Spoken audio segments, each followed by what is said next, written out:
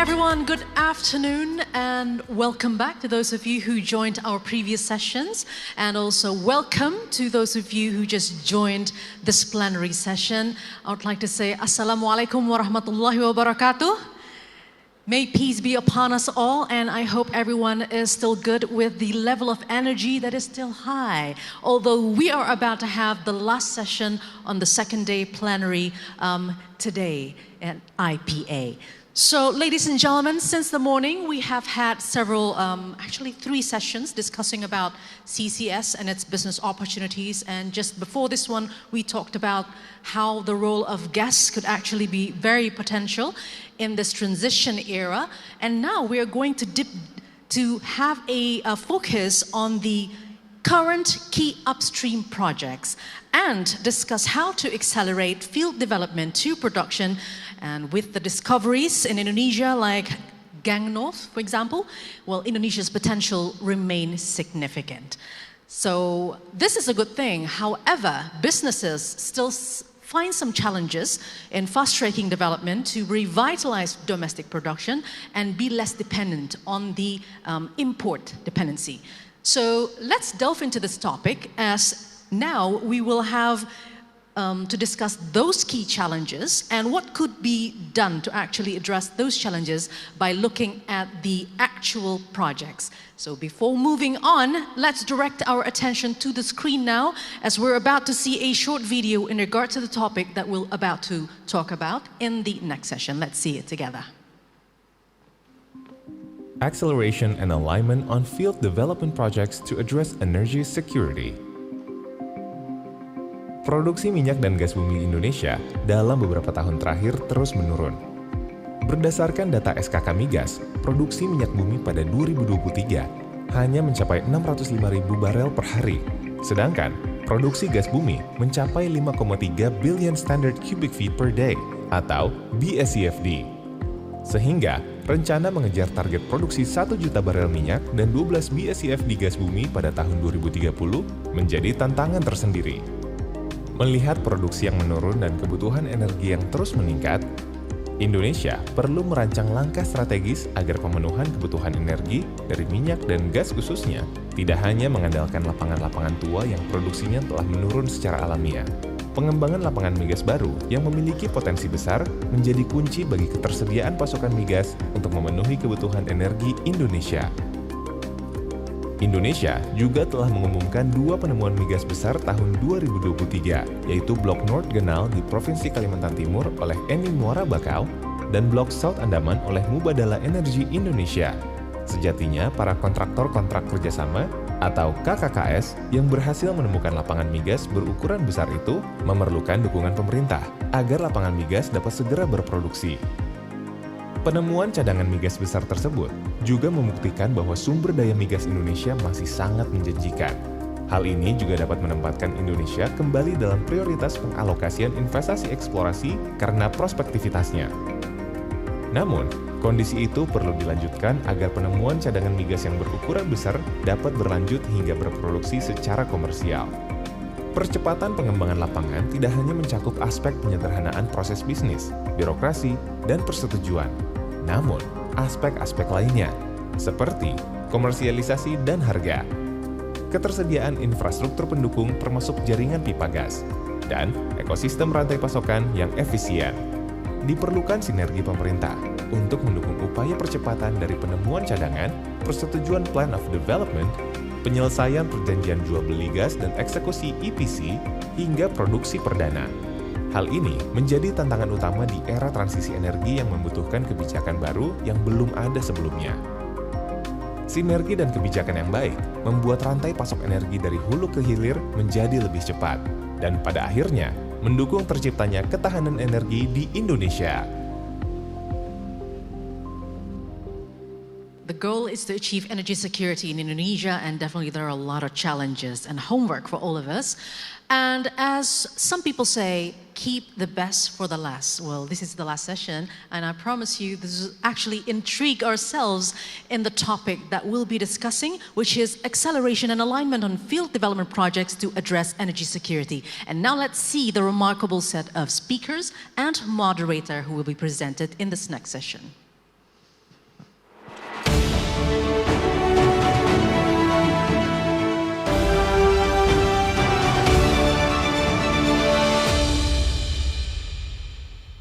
So there you go, the more the merrier. We have a lot of sofas. Actually, we usually have only about 4, maximum 7, but I don't know, maybe this is more than 7, this is actually 7. So right, and we'll also like to encourage everyone to have questions and be in the discussion, be more interactive as well. So you may scan this barcode here and submit your questions in the question box. If you need any help, you can always contact the committee. We're all around in this hall as well. And that is, will be open throughout the discussion. You might just submit your question anytime in the question scanned over here. All right, so before we start with our next session, as we move forward with our event, it is now time to introduce our moderator for the session. He has over 25 years of experience in upstream oil and gas, including operations, consulting, asset valuation, exploration, strategy, CCS, and digitalization. Before joining Wood Mackenzie, he led a global team assisting large clients of S&P Global, IHS Markit. He has a Master in Data Science from UC Berkeley and a BSc Geophysics from the University of Melbourne. So he is already on the stage. Let's welcome him, Mr. Dylan Mair, or I should say Bapak Dylan Mair. Please. Thank you very much. And yes, we do have a lot of speakers. It would probably be impossible to get through 7, so I'm not going to do a lot of speaking myself. I'm going to be introducing. So I will introduce my first speaker. Pak Benny. Pak Benny, we're championing accelerated development through regulatory change. He's worked as a petroleum engineer in Maxis, which is now CNOOC, through the 1990s. Then with Unocal, now Chevron, and then moved to OPEC in Austria, where he was a petroleum fiscal policy analyst before finally joining SKK Migas. He's currently working for SKK Migas as Deputy for Exploration Development and Working Area Management. Previously, he'd been Deputy of Planning, Head of Technology and Field Development, and Executive Advisor to the Head of SKK Migas. He's also been Head of Work Program and Budget Management. He separately has led policy and expert panels for the Indonesian Society of Petroleum Engineers, or IATME. He's the author of 3 books written in Bahasa Indonesian on oil and gas economics, industry, and upstream paradigms. And he's contributed to the OPEC World Oil Outlook. Pak Benny graduated as a petroleum engineer from ITB and has a Bachelor of Economics and a Master's in Management from the University of Indonesia. So I invite him to the podium to speak to us. Well, actually, I invite him to his chair. Can I have everyone come up at once? I think I'll just have everyone come up at once to the chairs, and then we'll come along. We'll save a little time in walking. We do have a lot of speaking today, and we'd like to get through it all.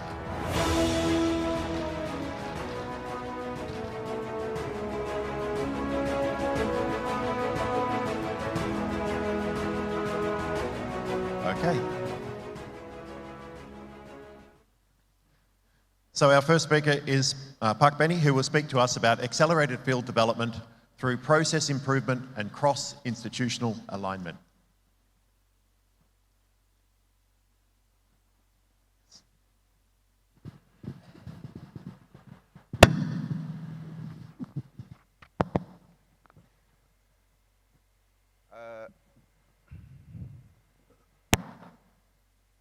The problem is test. Is it okay? Hello?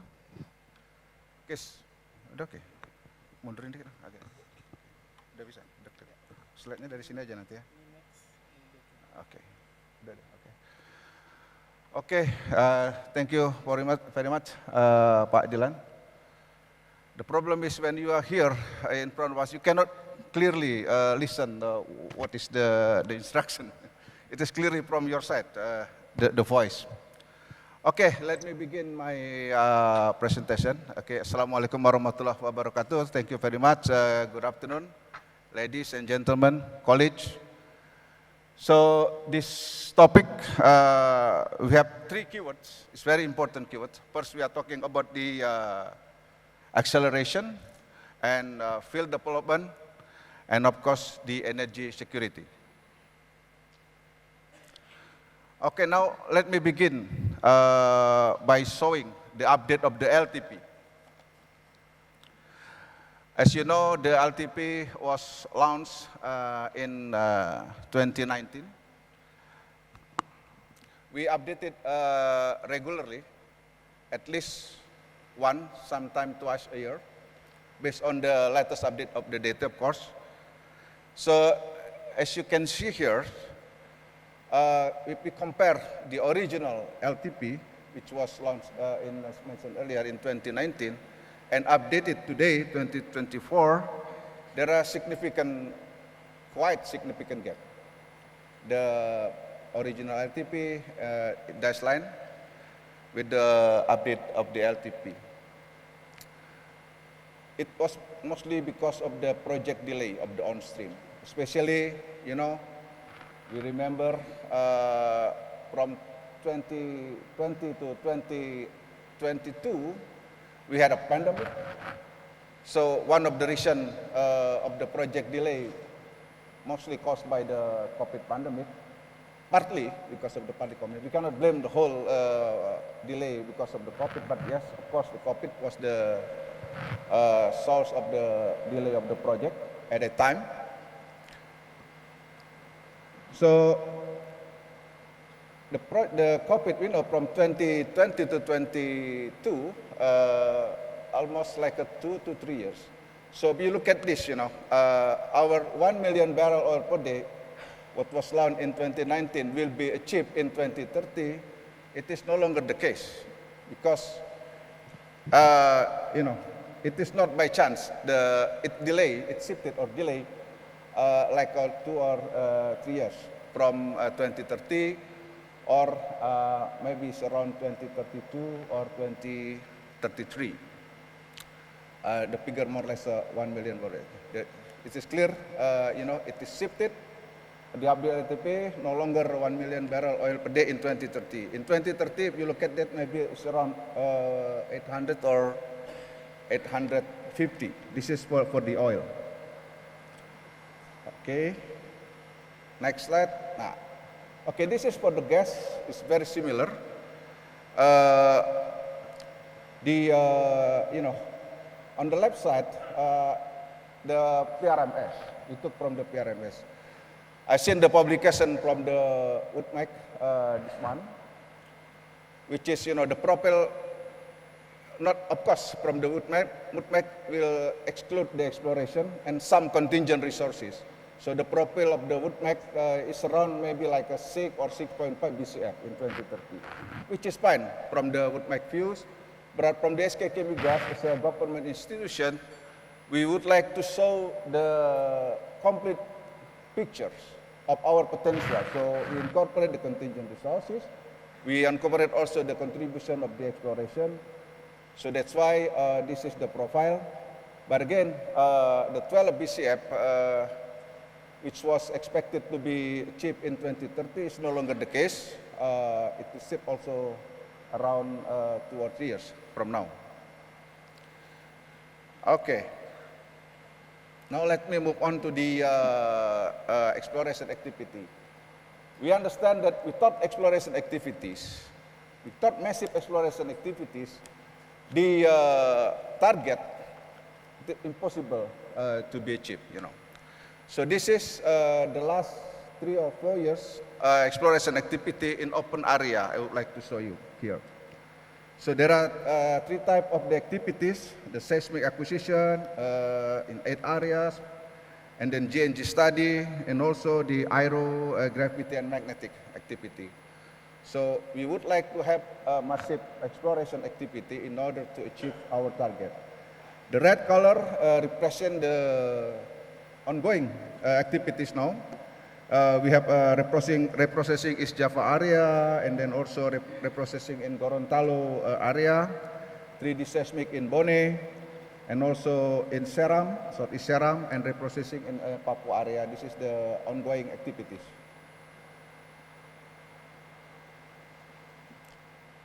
Now, as I mentioned earlier, LTP was launched in 2019. I asked my colleagues to prepare the slide showing the discovery after that, from 2020 to last year, 2023. Of course, there are some dry hole case, but this map show the location of the discovery during that period. As you can see here, of course, last year we have discovery in Gang North. If you look at here, the green color, the discovery made in 2023, and then the blue color in 2022, in 2020 and 20 orange, and then 2021 yellow. 2020 and 2029, we are aware that it was during the pandemic period, challenging years. In 2020, but at that time, we discovered actually Hidayah from Petronas in 2021. In 2022, we have Harbor, Timpan 1. And in 2023, we have, of course, Gang North and also Layaran 1. I don't put the 2024. Will be next year for the IPA presentation. If I will be invited for the session, I will incorporate the 2024. I will put Tangpulo and Layaran 2, Pak. Okay. Later I will show you, since we are talking about the acceleration, for example, 2021 we discovered Hidayah, and then 2022 we have the POD approved already for the case of the Hidayah, and then we expect to on stream like a 2026, 2027. It's around 5 years, 6 years. It's considered quick enough. And also in 2022 we discover in Mahatam Manpatu, MPT, 2022 discovered, 2023 POD approved, and then we expect to be on stream around 2025, 2026. Again, it's another 4 to 5 years. If it is considered also quick, if we compare to the global average, from discovery to be on stream, maybe like around 6 or 7 years. So if we can make it 4 to 6 years, it is below the global average. This is the recent acceleration that developed already, Pak. Later we will talk about Gang North. Gang North we expect the POD, the discovery was made in 2023 last year. We expect to have the POD approved this year, and then we expect to be on stream, say like a 2027, 4 years. Let's say there is a delay later, maybe like still 4, 5, 6 years is considered quick. Layaran, we expect to have the fast track approach as well. Okay. Now this is the PSC. PSC basically the determination of exploration status, meaning that this ready after you discover.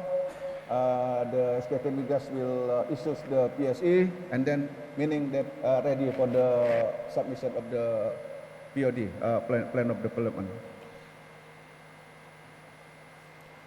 And this is the additional gas reserve from POD for gas. This is gas for the POD for gas. OPL means field optimization. And also we have reserve updated, some field they haven't updated because there is no information, then they got the additional reserve, and then we incorporate as a reserve updated. So in total, from the period of the 2022, this is the POD, OPL, and reserve updated during the period of 2020 to 2023. So in total, we have for the gas, we have around 10.9 or 11 TCF. Yeah. And then this is for the oil. For the oil, we have total POD approved from 2020 to 2023. The total volume is around 780 million barrel oil. And this is the reserve replacement figure. Reserve replacement figure, the top figure is in terms of percentage, yeah. And then the second one, in terms of the volume, the additional volume that we obtain from the POD, OPL, or reserve update during that period. So if you look at here, the oil is more challenging. You know, if you look at the bottom figure, the green one, the red one is this is already in the MMBU already. We make the same unit. So if you look at this, most of in total, gas in the red color is higher compared to the oil. So we discover, we add in terms of the reserve volume more for gas, much more for gas than oil. If we try to calculate here based on let's assume that reserve replacement ratio is based on the POD, OPL, or reserve addition approved, meaning something that already in our pocket. So if we take the average, for example, here for the gas, I think for the gas, in terms of the BUAOPD, in order to achieve 12 BCF, it needs like a 2 million barrel oil equivalent per day, which is 12 BCF per day. In average, if you look at take average of this figure, it can be achieved. So gas, you can see there is a potential to be achieved. But yes, for the oil, a bit challenging, because if you look at the figure and take the average, the things that already in the pocket is 700 barrel oil per day. So we need to have additional 300,000 barrel oil per day to achieve 1 million barrel oil per day target, which should come from, hopefully, from the new exploration and also from the EOR activities. Okay, this is so based on our figure, the challenge actually is not about the availability, because we confident that we have the resource down there. But the issue is about the deliverability. So there is a project delay, and also from the fiscal system point of view, if you look at here, this is I took from the Woodmac EIS market publication. So there is a trend that fiscal system declining, during the period, and then starting recover in terms of the fiscal system since say 2020 to 2021. So because I believe during that period the government introduced the flexibility, so the contractor, they are not pushed to choose one system. They are flexible. You can choose system, gross split or post recovery. There is a flexibility, and at the same time during the period the government also introduced the minister regulation regarding the mechanism to obtain the incentive. It makes the rating for the fiscal system for Indonesia actually become better than what happened say from early 2020. But again, the issue is still project delay, because if the project continue delay, it is very difficult for us to achieve our target. So ease of doing business, non-fiscal element is very important to make sure that we can achieve our target. This is my last slide. So what next? Again, potential reserve or resource have been identified, as I shown earlier in the slide, to reach medium or long-term target.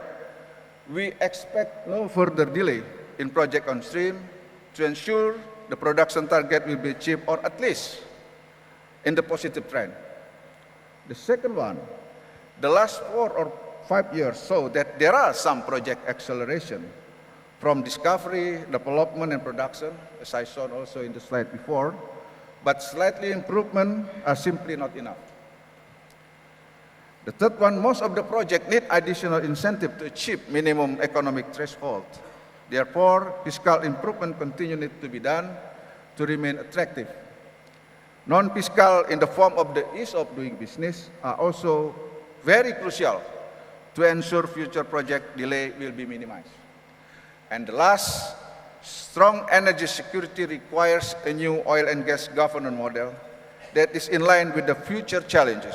Therefore, accelerating the revision of the new oil and gas law must be the main priority. With that, I thank you very much. Assalamualaikum warahmatullahi wabarakatuh. Thank you very much, Pak Bani. And that's set the scene very well for the rest of this session. Obviously, there's a lot of work to be done. Now, next speaker is particularly renowned at doing this. So, Eni has been acknowledged, at least Woodmac's latest survey of explorers, as the world's best, but also they are renowned globally for their ability to accelerate field developments. Our speaker is Mr. Roberto Daniele, has been appointed Managing Director of Eni Indonesia, the highest position in the subsidiary since October 2022. With a background in geoinformatics, engineering, he has 28 years experience in oil and gas. Starting his career in the reservoir and petroleum area, Mr. Roberto worked his way up various strategic positions in several Eni subsidiaries worldwide. Prior to his current appointment, Roberto held important positions including General Director of Eni Energia in Russia, MOG, Gas Division Director of Melita Oil and Gas in Libya, GM of Cardon 4 in Venezuela, MD of Eni Ghana EMP, and then most recently serving as Managing Director of Nigerian Ajip Oil Company Limited. Pak Roberto will be able to speak to us, particularly in question time, about addressing project development challenges for the revival of East Kalimantan LNG. Would you like to say a few words? Thank you very much. I hope you can hear me because as usual here we cannot hear much. And I want to thank Pabeni for taking all my time out so I cannot talk, because you took all my time after. I'm joking. Okay, so many things have been said during these days, and I would avoid to repeat some of the concepts. But since the attention is mainly on how to develop the resources available in the most effective and fast way, I would like just to share what Eni is doing in Indonesia in order to contribute to the increase of production in a fast way. So in 2023 has been a very important year for Eni in Indonesia. We have achieved some important milestones. I will just mention 2 or 3. One of the most important things, which probably not much has been said about, and we are very happy, is that in fact we have been acquired together with Pertamina a license named Permata. It's always in the area of Kutei. We really do believe that this has a good potential. It's close to our facilities, so as today was said by Pertamina, we'll try to speed up some exploration activity there as well. Then, most famous, we have acquired the IDD assets, Chevron assets, which comprises of 3 licenses and already 7 fields, 7 discoveries, which again fall into the area where we already have some facilities. Therefore, additional synergies have been created. And lastly, we have also acquired the interest of Neptune, which was already our partner in some of the licenses, increasing our interest in the area. Overall, I would say we have a strong positioning in East Kalimantan. We participate in about 60% of all the licenses in the area. Very important achievement was the famous discovery of the Gang Nord. So it's about over 5 TCF and about 400 million barrels of condensate in place, which of course made the things even better than what it was planned to be. Because this will allow us to create a new hub of production, which will allow us as well to boost some of the exploration assets which are around the area. the target of the government is like to produce 12 BCF. It's quite challenging. We believe it's feasible. But of course, we need probably another 4, 5, 6, or 7 gain node. So that is why there are two things which has to happen. No? Exploration needs to be boosted. And as we said, the project needs to be in production much, much faster than what is happening so far. So what is the key, or one of the key things to do in order to speed up the project? Now, we noticed that a lot of time is spent between the discovery and FID, which most of the time is justified. Many things has to happen before getting to FID or to get to the POD approval and so on. But overall, if we want to simplify, all of this is paperwork. We are still on the paperwork. But unfortunately, it takes 1, 2, 3, 5, 10 years sometimes before we get to a FID. So one of the things which we are working very hard in the last months is to try to speed up this process. Now, this is not a process we can speed up alone as a company without the support of the authorities, specifically SKK Migas and Migas. So I also take the occasion to thank Beni and all the team for all the effort we are putting in the last months, both teams working very closely in order to accelerate the processes, which doesn't mean we bypass the process. It means we optimize, we do things in parallel, and we are achieving actually quite a lot of milestones on a weekly or monthly basis. So far, we are already discussing about the POD of the gain node, which is something quite amazing. You know, after 4 or 5 months from discovery, already the POD is under discussion. We have already submitted the POD for the IDD. We are already scouting for procurement processes as well. So again, I mean, thanks to the strong collaboration and effort from all the team, things are moving fast. And only by doing this on an average project, you may save already 1.5 years, even 2 years, if things goes the way they should go, of course.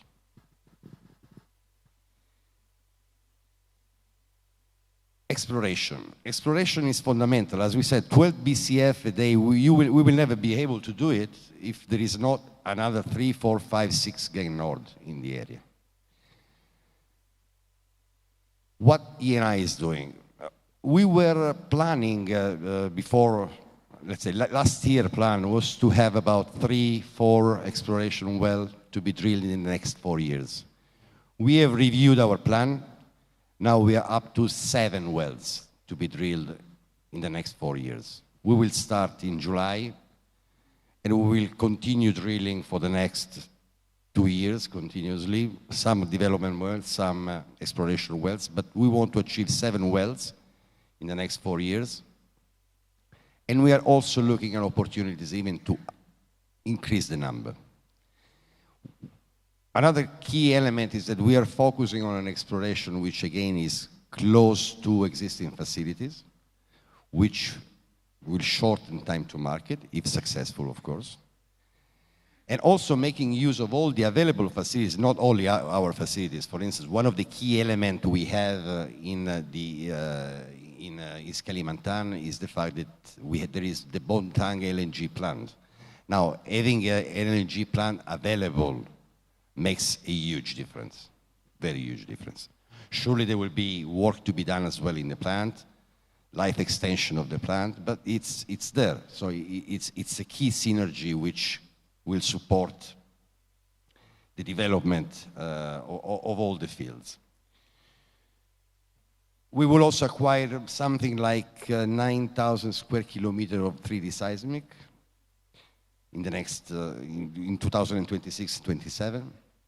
So this is to say that we need to really put effort on exploration, because that's the key element. of course, in synergy with development. Even exploration, even the choice of what to drill has to be done according to the facilities you have. So priorities. So overall, how do we see the future? I hope very brightly. I mean, we see it very bright. So far now, we have 2 FPU in operation.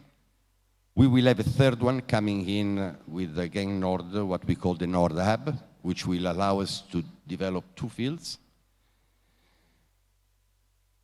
Hopefully, with this huge and intense exploration campaign, we also look at possibility to have an additional production hub in the future.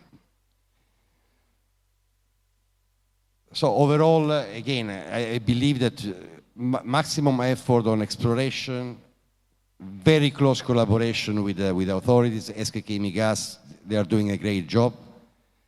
And of course, be brave as well.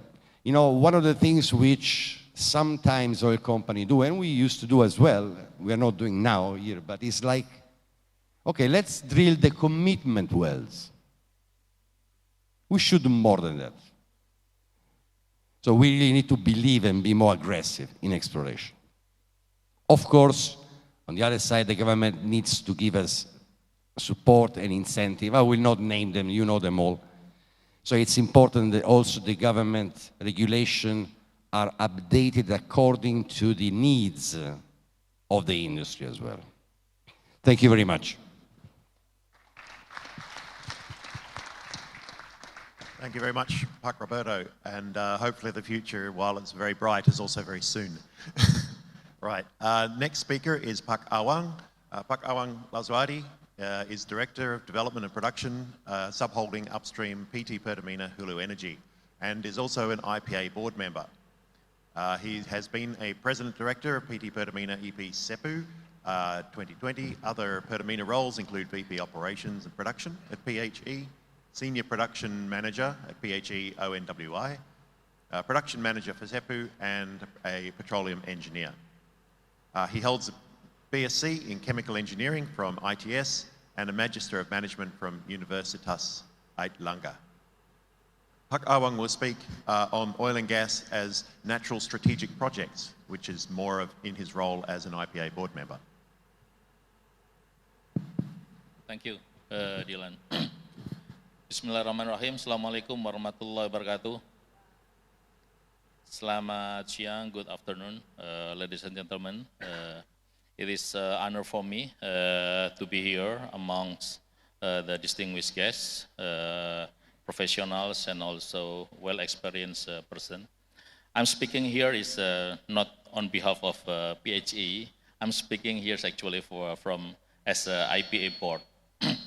So I will tell you for some of information that you may already know about this, but it's fine because of we will discuss this more deeply if needed related with the national project. If we can go to the next slide. Next slide. Oh, which one? Sorry. Okay. Yeah, this slide is showing us the background why we are the oil and gas people to be here, to be working for this country. As you may know that at 2023, Indonesia GDP is 5%, and also that the population of Indonesia is more than 275 million people. So it requires more energy to speed up of the economic growth. But unfortunately, as we already know that since 2003, Indonesia is a net oil importer. Right now, our consumption is estimated around 1.5 million barrel oil per day, while our production is only 600,000 barrel oil per day. For the gas, we still can fulfill our domestic demand, but again, that oil, this is we hardly needed oil to energize this country.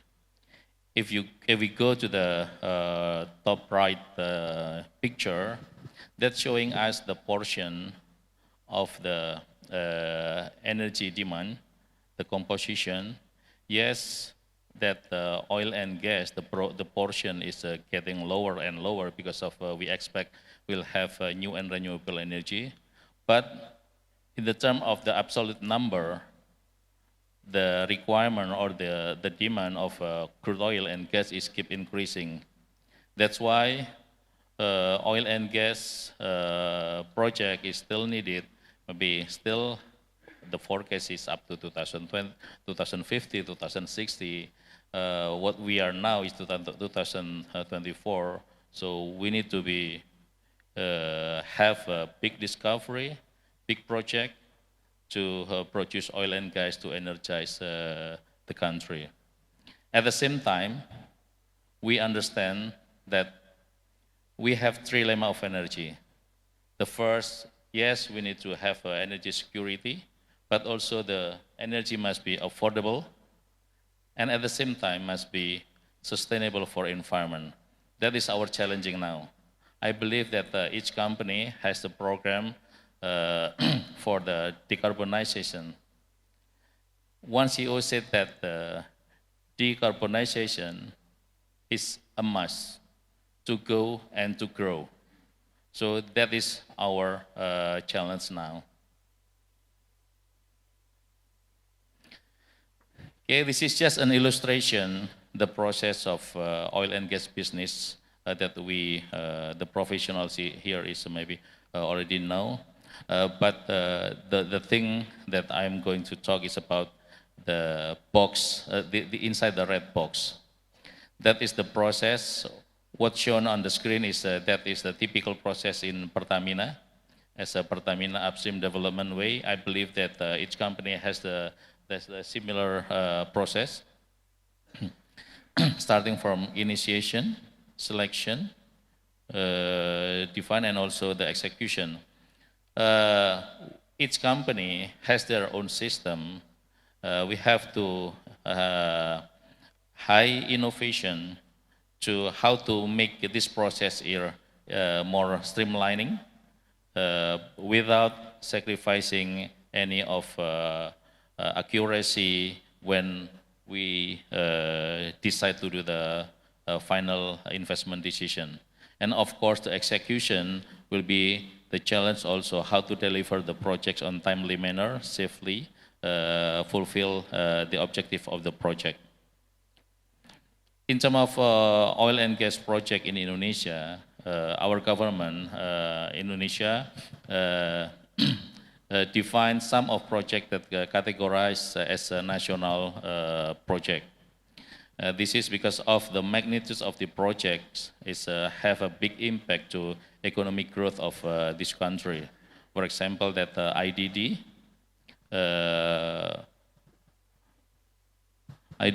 and also BB Tangguh, Train 3, Jambaran Tiung Biru, which is I was involved directly in this project, and also that Masala project that right now Pertamina, Inpex, and also Petronas is start managing this project.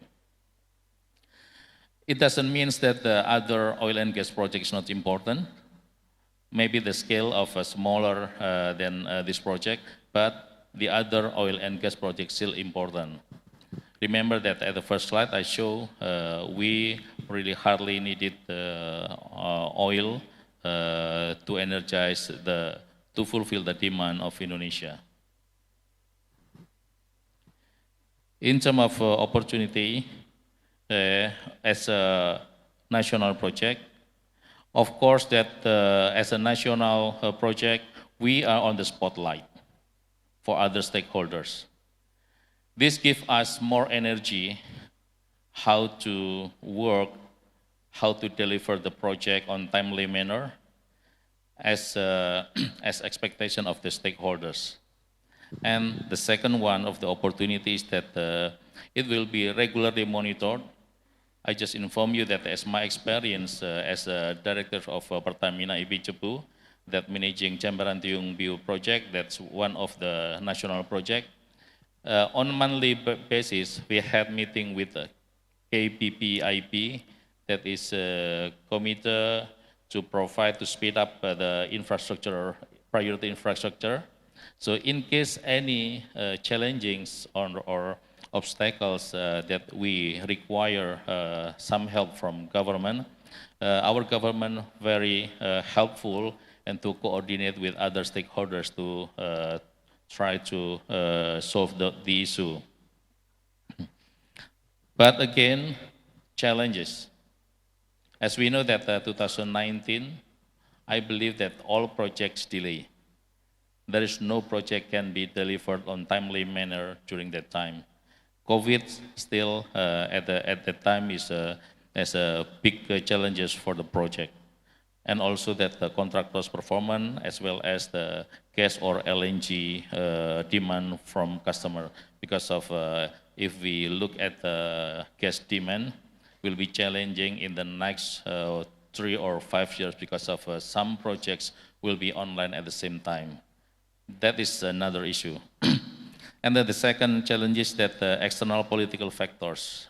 For example, that the Ukraine war, some of our equipment sometimes must be delivered from overseas, so it can delay the deliverability of the equipment. Of course, it will delay the project. This is the art of how can we manage, as my experience, how can we manage the project. We have to be more innovative on the managing the project to deal with some condition that unpredictable since beginning. And of course, for the big project is also management timeline is very challenging. Not only because of the complexity of the project management team, but also that sometimes we deal with, for example, in Jambarang Tiung Biru, we deal with a 700 workforce, 7,000 workforce. With 7,000 workforce, not all the workforce is familiar with oil and gas project. So that is one of the challenging, how to manage the big project, how can we manage the safety, and also the timeline, and of course the technical, the engineering side, also the construction side. And the last one is that new technology implementation for project engineering.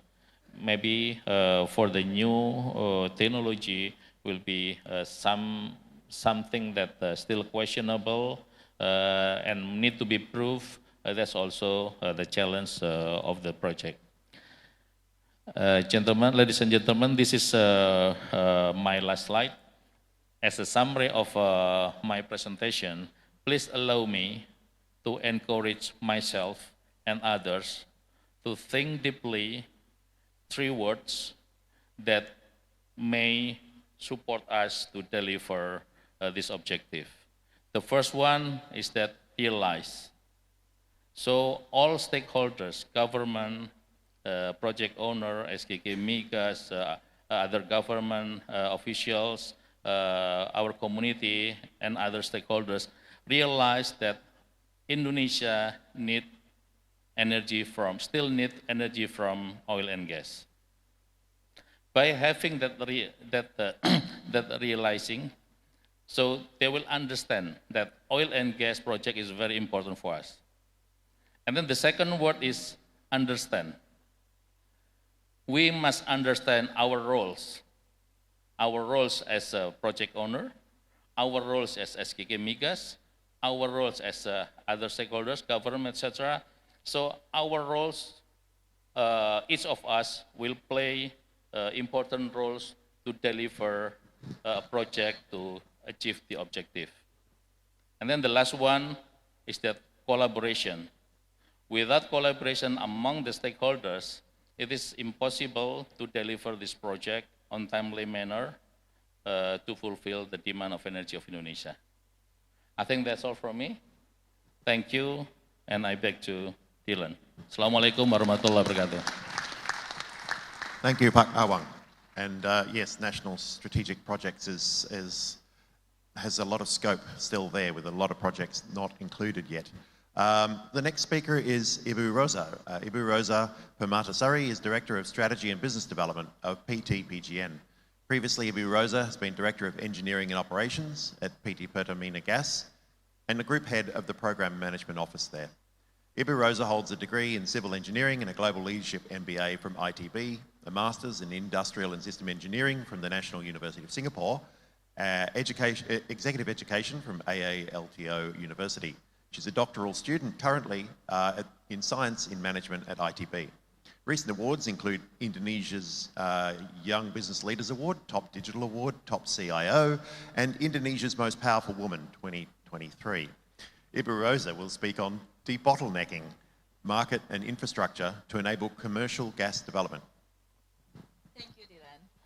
The honorable guest and speaker, this is a kind of opportunity and appreciate a lot that we can gather here and share the thought and also initiative that are rolling in our company PGN. So maybe as we already knew that PGN is one of the biggest national company of natural gas in Indonesia. We manage 95% of downstream pipeline, including the transmission also, and then which is spread in 17 provinces, and we are here now in around 63 cities. And also we serve more than 830,000 customers across the country. So within our infrastructure, around more than 5,000 kilometers in transmission, and also 7,000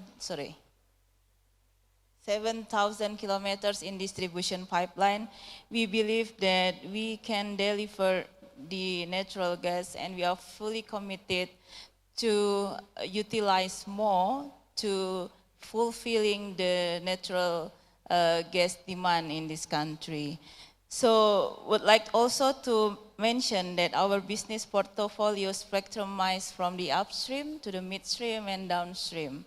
And we also have the several subsidiaries company to maximize our asset. So then we also entering the other business like the telecom, and then the EPC, and also the property business. In order to achieve our target, connecting Indonesia to a better, cleaner, and sustainable energy future, we develop our strategy into 3 strategic pillars, which we call it the same as our name, GAS, Grow, Adapt, and Step Out. So we put Step Out as one of the pillars because we also see that in order to have a growth future, we will also need the low carbon businesses embedded in our current stream. So in the first 2 pillars, the grow and maintain gas business, we can see that PGN in the next 10 years will still committed to build infrastructure to connect the demand and then the supply. We have several projects such as the transmission and distribution. We will also enhance our LNG hub in Arun. We also have some upstream transmission lines and continue building our city gas network. We also believe that we have to start our LNG trading arm. And as the flexibilities of doing so, that's why we also redevelop our Arun facilities. We see that there is but the needs of the natural gas continue to grow. That's why in this year, we already started to do some stranded gas monetization with our big brother, the Upstream subholding, so then we can ensure the fulfillment of the demand. And then the domestic liquefaction plant is also the strategy that we input on one of the pillars in the ADAPT business as the second strategic pillars. So that's the 3 strategic pillars that PGN has. Then the main story will be narrative in this visualization when we can connect the dot between the gas demand and supply balance and the infrastructure. We believe during the PGN business, and now in the next 10 years, we manage the gas supply balance and have to align that with the current existing infrastructure. If we see all the infrastructure that are already built and operate, we only need another pipeline transmission, so then we can say that Sumatra and Java is connected through pipeline. The one that we need in Sumatra is the Dumai Semangke pipeline, and then the second one is the Cirebon Semarang second phase. If we can connect that in the on time without delay on 2026, it means it's gonna fulfill the demand directly. We can have to manage from Aceh goes to East Java, or then balancing all the needs in the West Java to the East Java. So we see the beauty on it if we can fulfill all the infrastructure as we targeted. And along that way, we also will build the distribution grid to make sure that after the production or the reserves on stream, the market ready to absorb.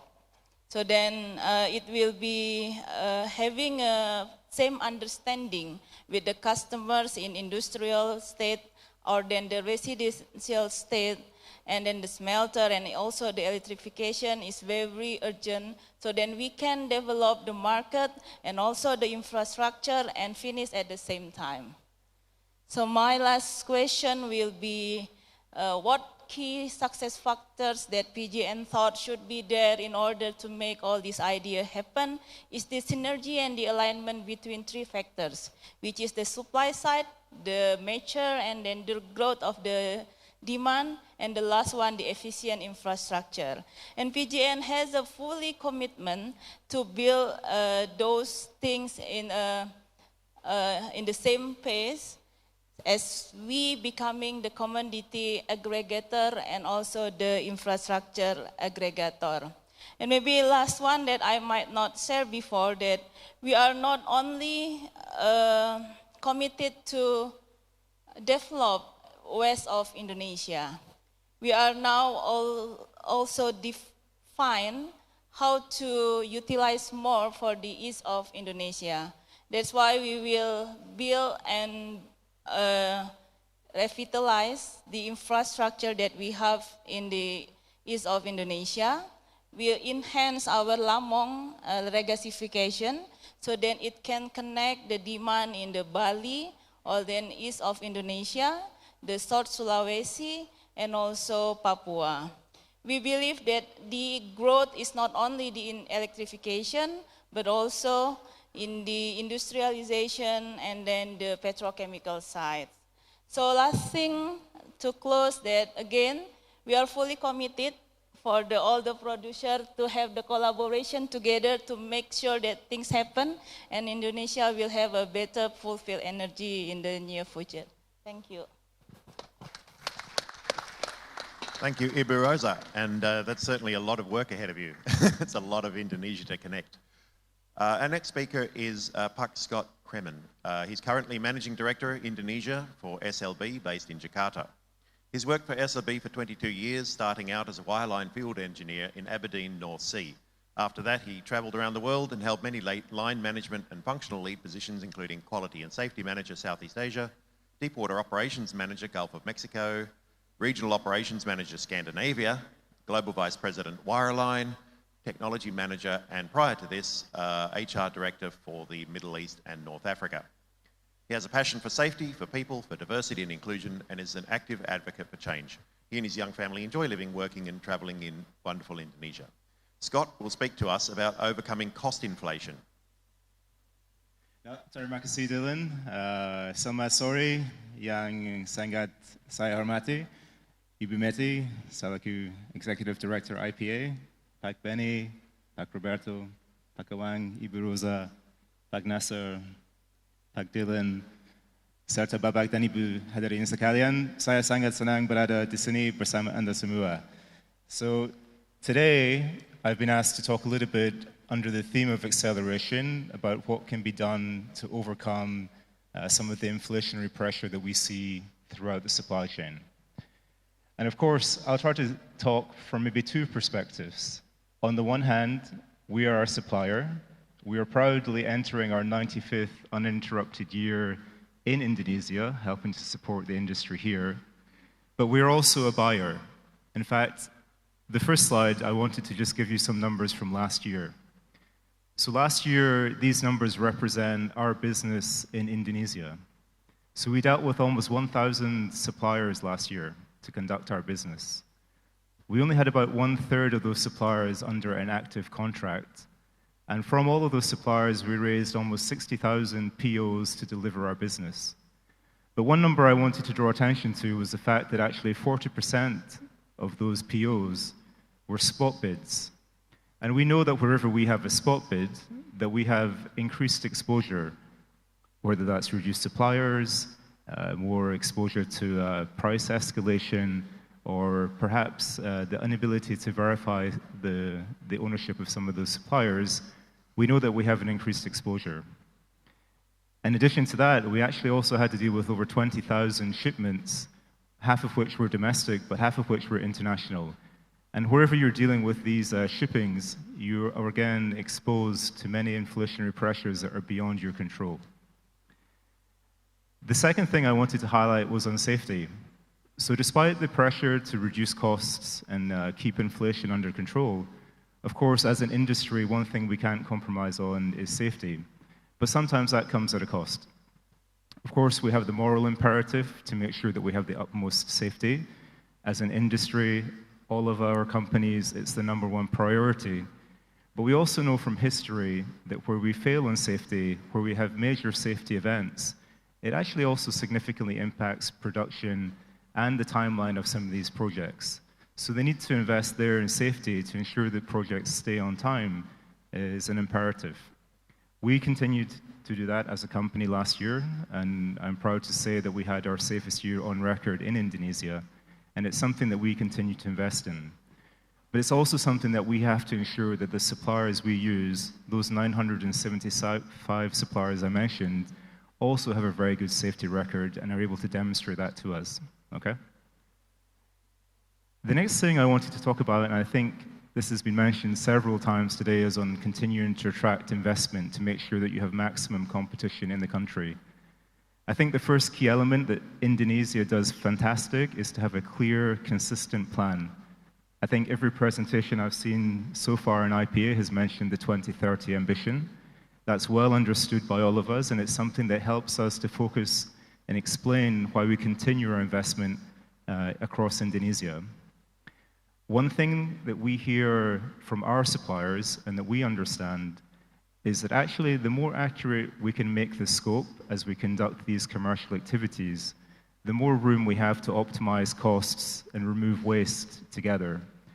But we also understand that when we do these activities, there's risk and padding built into both sides, and very often these can lead to excess spend or inflation post-project execution. The next thing I wanted to mention quickly was on T's and C's. Again, managing the offshore installation is very different than managing maybe something further down the supply chain. As a publicly listed company, of course, it's very important that we have extreme responsibility and we take terms and conditions in line with our equity and our risk in the project. And finally, just I think the last key element I wanted to highlight, and again, Indonesia has a great framework, is to ensure continued transparency, healthy and fair competition. And I think all of these elements together means that Indonesia continues to be a very, very attractive place to invest. But one major thing I wanted to highlight in terms of controlling inflationary exposure was on localization. So Indonesia has many great resources, I think none more so than its people. We have over 3,000 employees in Indonesia, 98% Indonesian. But beyond that, we have 850 Indonesians hired in our company across the world. And that's very important to us as we expand in these new technologies, and especially into things like CCS, to bring that experience from overseas back into Indonesia to benefit the country here. We continue to operate across the country. We have many facilities. But one thing I also wanted to highlight was as we've brought our manufacturing into Indonesia, the quality is so good, the costs are so competitive, we've actually converted 3 of these facilities into facilities that actually export manufactured goods globally, helping to meet the global supply and demand. So localization is a huge part of what we do to help control our costs and de-risk our inflationary pressures, but also secure supply for the demands of Indonesia. Acceleration and the theme of this plenary, I think here as a technology company, we love nothing more than to make every solution bespoke. But in order to accelerate some of these developments, I think it's very important to find the right balance between standardized approaches so that you can accelerate long lead items versus those solutions, technologies that really bring value and need to be tailored for the specific application.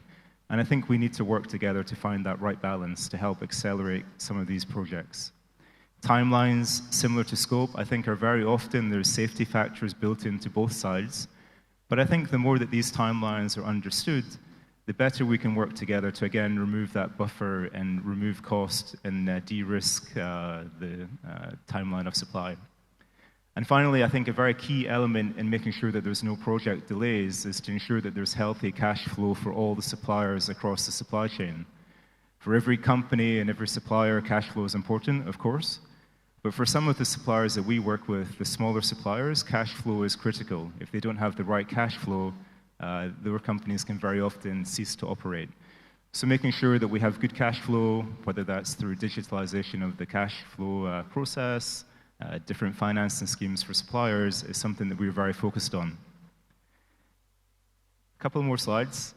This one here, I wanted to talk about a little bit, something that we have done globally as a company for the last 3 years is our supplier innovation program. So globally, we took our top 200 suppliers, our top 25 suppliers for Indonesia, and we asked them to come to us with suggestions for ways to remove waste and optimize cost in the system. We had some very good results. Maybe most notably last year, our top project in Indonesia was to digitalize and give ourselves real-time visibility on our customs import process. Working together with our supplier, we were able to reduce our customs clearance time by 20%, which had a material impact into the way we operate and the way we control our cost.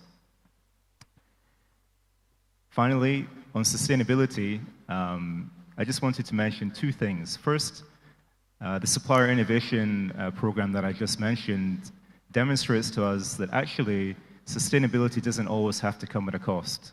Our project from the year before was with our supplier to move away from single-use big bags to reusable bags. That actually removed cost, removed waste, and improved the margins for both the supplier and for the buyer. So there's many win-win situations that can go along with sustainability.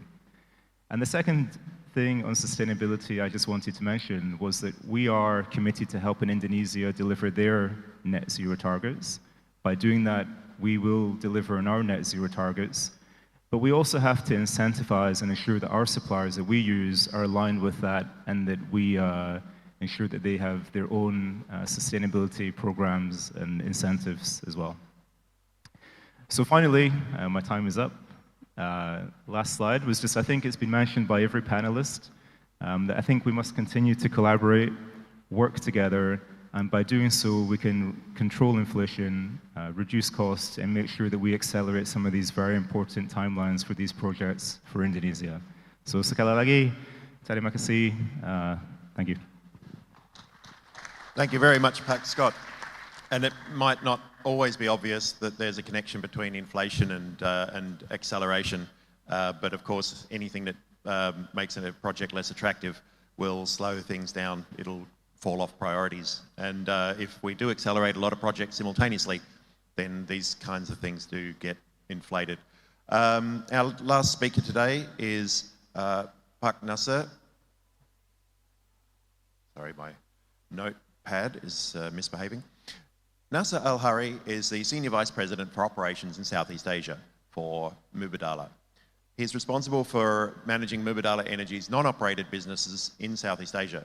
He brings with him over 26 years of experience gained in diverse technical and operational roles in the oil and gas industry. He joined Mubadala Energy in 2011 and has held various positions from asset manager Bahrain and head of UAE Gas, managing the shareholder interests in Dolphin Energy, to most recently SVP operations for the Middle East and Central Asia region. Prior to Mubadala Energy, he worked for ADNOC in diverse roles responsible for offshore and onshore assets and plant integrity and reliability. He holds a bachelor's degree in mechanical engineering from the University of Colorado at Denver, USA. Pak Naser will talk to us today about Mubadala's presence and transformative discoveries in Indonesia. Thank you, Dylan. Esteemed guests, Dylan, it's make it very difficult to be the last one here, However, I think I just want to share a few slides with you, the experience of Mubadala Energy in Indonesia. But before we move there, let me highlight what Mubadala and Mubadala Energy is. Mubadala Energy is an international energy company located in Abu Dhabi as a headquarters. We have a diversified portfolio between operated and non-operated that stretch from upstream, middle stream, and downstreams. We've been here in Indonesia for quite some time, and we have an active role. Okay. As some of our panelists mentions, I think we take the operations seriously. Ruby gas field is demonstrated of our ability to provide a safe, reliable, and continuous operations. We've been blessed with a great partners and a great contractor and great interactions. And in addition to that, also we've been working very diligently with our teams here in Indonesia. We've been even ensuring that the deliverability of the gas to the market is sustained and reliable. We provide that gas to the local markets, to the local industries, PLN as utilities, power plants, different industries. We have a diversified organizations when it comes to the Indonesians.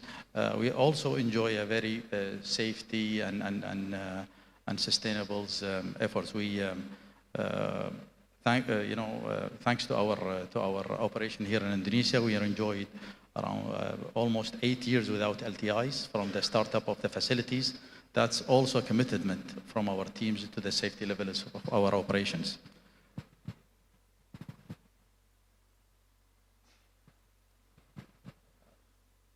In this slide, let me take you a little bit into the history of Mubadala Energy and focus on the recent news about the Andamans.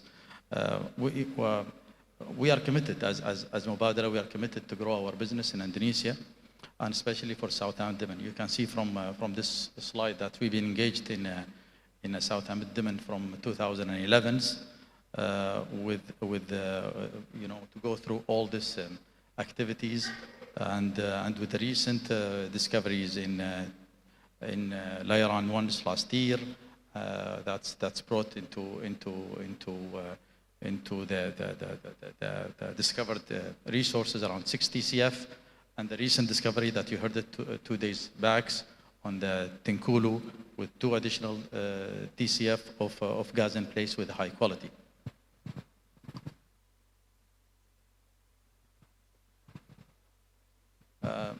Together with the Timpan, these 3 discoveries have combined a total gas in place around 11 TCF.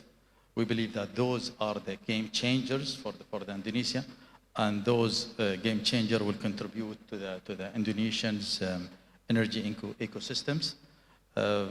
As we are one of the largest acreage holders in this area, we are well positioned, to play a leading role in unlocking further potential of those. Also, our commitment that demonstrated our commitment to Indonesia, but in terms of today, subject of accelerated, development, it's also sit in line with our strategy is to focus into the gas and the gas value chains. and also it's provide the security and the sustainability and the reliability that some of our panelists highlighted. Energy securities, as let me remind everyone, energy securities and energy transitions are two sides of the same coins. It's also provided the bridge for the energy transitions. As we all know, that's moving from coal to gas can reduce the emissions by almost 55%. And we know that's around between 40 to 50% of Southeast Asia utilities are coming from coal-fired power plant. So there is a lot of opportunities here to participate on the energy and provide this energy to the growth demands here in Indonesia. That's on a nutshell. However, I think we are delighted to be here. We are delighted to be part of this dialogues to support the growth.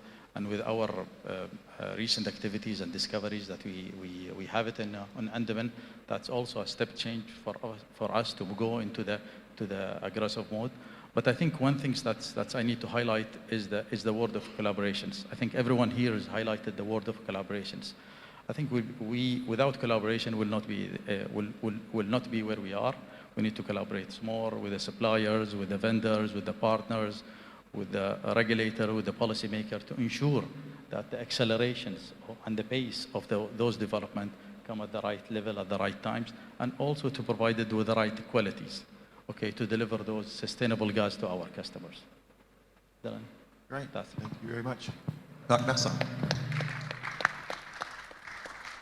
All right, so now we're at question time, and the code is up on the wall if you could type quickly. I don't think we probably have about 10 minutes. And so I will start with a question for Pak Naser. So you've been in the region, your company's been in the region since 2008 with the acquisition of Pearl Energy, and you've been successful with the development of Pagadaga in Malaysia with 5 years to FID and 4 years to first production. What lessons have you learned from the region that would highlight what makes a successful project? That's interesting. We know that Southeast Asia in the future will contain one of the highest growth in the energy markets. You know, it's very interesting market here because it's very close to the consumers. Our Pagaga project that you mentioned in Malaysia, it came out of explorations that we did it in 2013, and we took it all the way with our partners to the commissionings and the startings and stable production that we achieve. So we enjoy a good relations and collaborations with the regulator, with the partners. And also the long-standing history that we have it here in Indonesia also provided those. In addition to that, you know, Dylan, is the interaction that we've been seeing with the market here. You know, we need to be part of we need to be part of those government priorities to move into the energy transitions. And lately we enter in the GSA with the Pertamina geothermal energy. This is a step change for us into the energy transition, and it will hopefully be part of the expansion and expanding our activity here in Southeast Asia. Okay, thank you. Raise an interesting point there on government priorities. So that leads to the next question on national strategic projects. Should all oil and gas projects be national strategic projects at this point? Thank you, Dylan. Actually, national strategic project is defined in a presidential decree. Of course, there are some classification to determine which project is classified as a national strategic project. There are some criteria to define whether one project is as a national strategic project or not. I can say that there are maybe the most important factor is, I can say the first one is that the magnitude of the impact of this project to the Indonesian resilience. Then the second one is that what is the impact to the to support the national economic growth? And then the third one is that to speed up the development of across Indonesia. And the last one is that to increase the Indonesian public welfare. That means that I can say, it doesn't mean that the other oil and gas project is not important, but of course need to be prioritized which project that have a big magnitude impact to the Indonesian national objective. Of course, being the national strategic project, there are some benefits because of we are regularly monitor, and then if there is anything that we need to have some help from government, they directly respond and then help to us. But again, the other oil and, as I mentioned earlier, that the other oil and gas project is important also. But again, maybe the impact is not too big as the national strategic project. Thanks. Right. Okay. Thank you. So I guess another part of making all this work is, and especially debottlenecking, is the pipeline network. So there is, understand, a master plan for pipelines. Does that see production of LNG to regas domestically as a focus? And how do we prioritize the distribution from our fields over perhaps domestic needs with cities? Yeah, thanks, Dylan. So if we see our master plan, then we always started on defining the gas supply and demand balance before we decided on the further development of the existing or then the further infrastructure. If we started from this balance, we then find out that there is a gap occur in the supply side. That's why since this year, we also introduced the LNG into the market to penetrate to the current demand. And the gap will continue increase as we know that the customer also grow. So perhaps the LNG domestically very important, the needs is very important. And for the infrastructure, we already have two FSRU, Nusantara Regas and then FSRU Lampung. We also have the Arun facilities as a Regas facility. And we also have another one, the Lampung facility that will be finished in 2027. Also two bunkering in the West Java and then in Kalimantan. So all these facilities to support as the channel of the LNG to going into our pipeline. Right. Well, thank you very much. So obviously then it is the collaborative effort to understand that whole big picture of when things are coming on stream. So I have a question for Roberto. There's uncertainty sometimes around contract extensions, and so I'm wondering if you see that as impacting the speed of field developments in your world.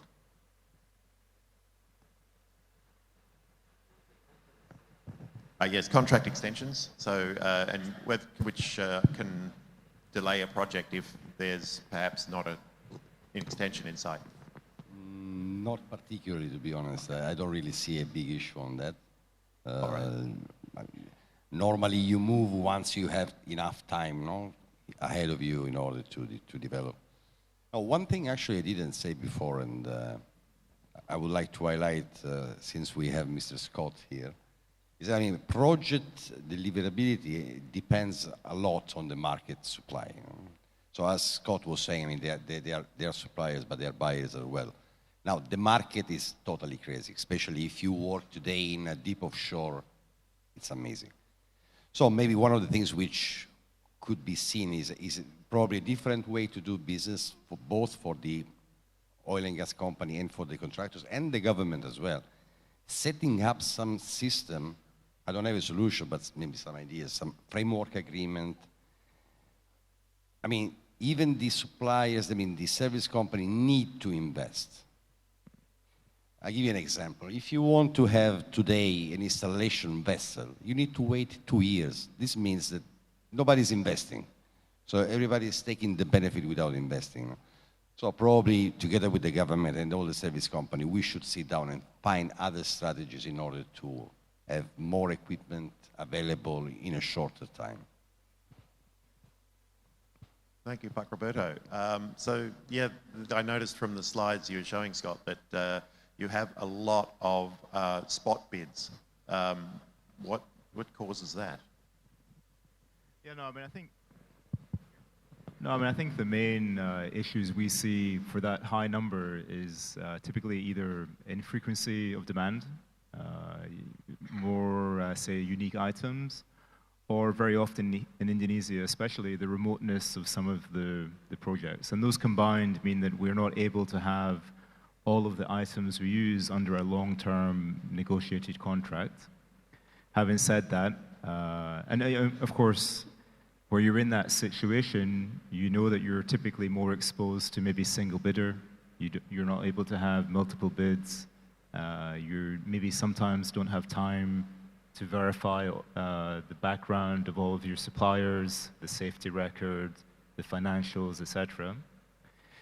What we're doing to try to address that, of course, regionally, we have a buying center to try to catalog more of our items. Over the last few years, I think we've moved from the low 50% to 70% of all of our items are cataloged. And we look to push that closer to 80 by the end of this year. And that allows us to have more suppliers who are verified on the books. And it allows us to kind of really get a bit better sense of how in line the spot bid is with a historic norm for the pricing. You know, when it rains heavily in Sumatra, and you have flooding, or you have lots of mud, all of a sudden the price of a six-wheeler goes up significantly. So, you know, you don't supply demand for all your peak activity. You have to kind of deal with some of these things, but typically you deal with them at the same time as everybody else, and that's where you really see the price of things can vary quite significantly. So. Okay, so it's more random events, unexpected events, not a lack of collaboration or long-term contracts? No, I say combination. So you have those things that exceed planned demand. You have the rarity of items and frequency of use. And then, of course, you have typically peak demand where you have many people vying for the same provider. So. Okay, thank you. To Pak Benny, I've got a question from the room. When fiscal incentives are required to improve production, what is Kemenko BKF's position on the new incentives and how would you convince them? Okay, thank you. I think there are different territory when we discuss about the incentive fiscal. Some element of the fiscal, because there are many types of the fiscal incentive, split and tax. That's the main elements, split and tax.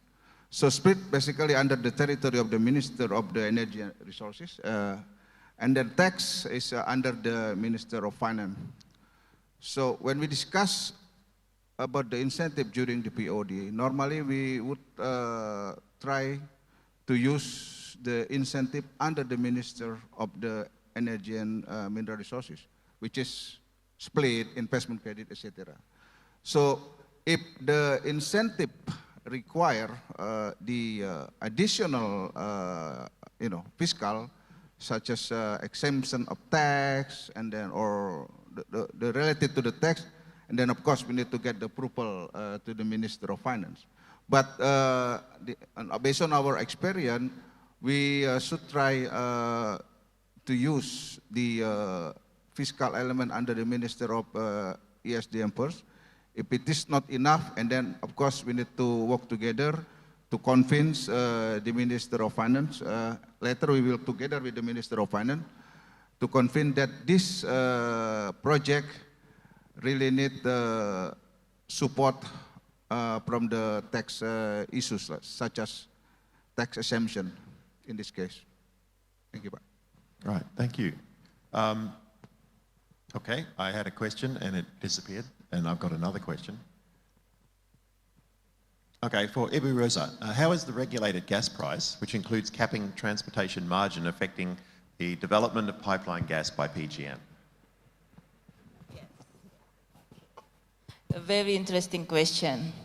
So as we already know that PGN is not only built point-to-point pipeline, we built the distribution grid. So part of our cost structure is very related on how we can have a capacity to build the development. So the answer is yes. But then whether it is in the position that PGN will be rejected the government direction, I don't think so. The answer is no. So what I meant to say is that we all in the same page to give the best price for our customer. We are more than happy to give the cheaper price for them. What is the most important one is the sustainability of the supply, the sustainability on how we can serve our customer with a better technology, with a good efficient infrastructure. So what we see nowadays, even though that there is some tension in the margin that we still have a commitment to build the infrastructure. Because we believe if we stop do the development, then the continuity to serve the customer will also stop. So we don't want that. That's why government nowadays very supported us also. The two pipelines that I've mentioned around the Sumatra and then the Java, which is Dumai Semangke and then Semarang Cirebon Tahap 2, is the one that will be funded by the government and hopefully can be operated in the subholding gas. So then we can have the integrated, all of the infrastructure, and then have the better logistic costs for the customer.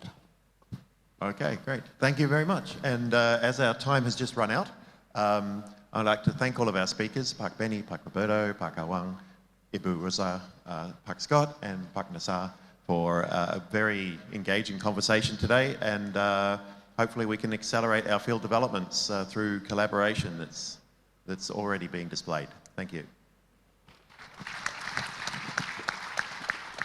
Thank you very much, Bapak Dylan and all the esteemed speakers. Would like to invite you all to stand in front of the tables as we'll present mementos as a way of having appreciation for all your insights during this discussion. And for this, I would like to invite to the stage Ibu Kathy Wu and Mr. Abdullah Buali to present the mementos to our distinguished speakers as well as moderator.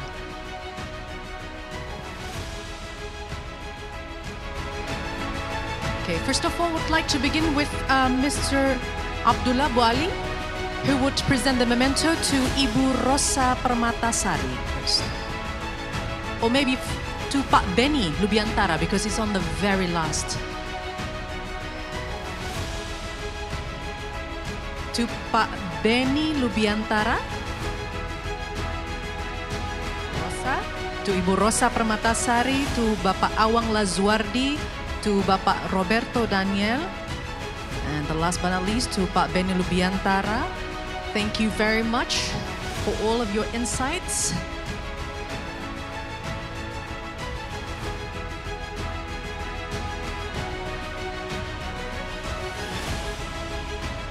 And now Ibu Kathy Wu, if you could kindly, oh, so all the mementos have already been given out? Okay, thank you very much. And now let's pose for the photo session in 1, 2, 3, and one more time in 1, 2, 3. Ladies and gentlemen, let's give a big round of applause one more time for our very last session of the day. Thank you all speakers, moderator, Bapak Abdullah, and also Ibu Kathy. Thank you. You may all return to your seats. So ladies and gentlemen, that was the last session of the second day plenary on the 48th IPA exhibition and convention today. Tomorrow we'll come back with more interesting topics. And as we wrap up day 2 of the 48th IPA CONVEX 2024, we have witnessed meaningful discussions and that have ignited perspectives on how oil and gas remain important during this global energy transition. And for Indonesia, oil and gas will play an important role, especially in the ensuring adequate energy supply, and transportation and power plants period in the period towards the net zero emissions in 2060. So upstream sector of oil and gas industries must apply strategies to reduce emissions, for example, by using CCS and CCUS, and potential for Indonesia is still very significant. As our minister yesterday mentioned in the opening ceremony, Mr. Minister Tasrif said 68 hydrocarbon basins have yet to be explored, while consumption of energy will increase in the next decades, or even more than that. And we look forward to day 3, which is tomorrow. Let's carry the momentum of today's discussions into tomorrow's sessions. I am Rahma Alia. Thank you very much for all your attentions and participation, and also being part of this remarkable journey.